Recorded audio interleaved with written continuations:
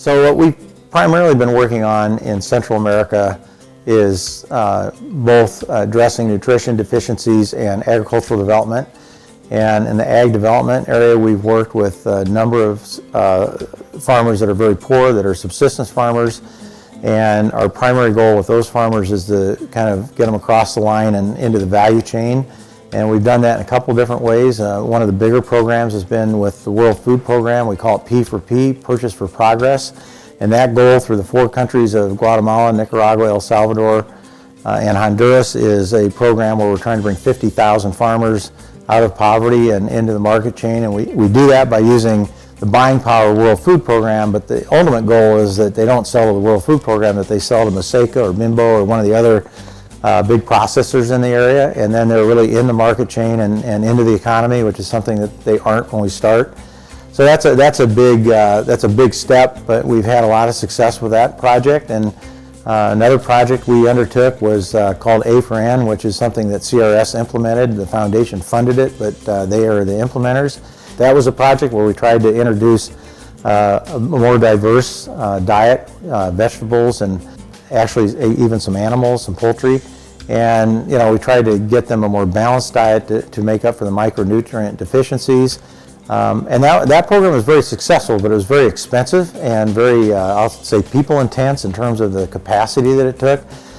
So we're not continuing that program now, but we're looking more along the models of what the P4P model is and trying to pull people into the market and the value chain. As a private family foundation, what we typically do is fund projects that other people implement. So we'll have somebody like CRS or WFP. They will be the ones that put the project proposal together, and they'll submit that to us, and usually there's a little back and forth on it in terms of questions and definitions and clarification, and then at that point we fund it and they implement it, and typically they're 3 to 5 year projects. We like 5-year projects better. But it's a matter of working closely with a partner that you feel that you have a lot of confidence in, that they can have success with what you're funding.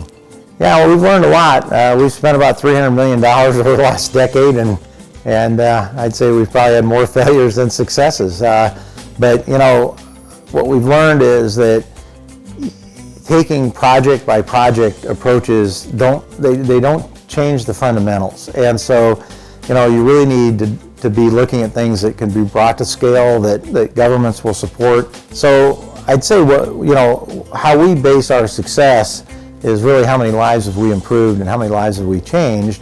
And in some cases we've been real successful with that, and others we've been disappointed in the fact that we couldn't achieve more.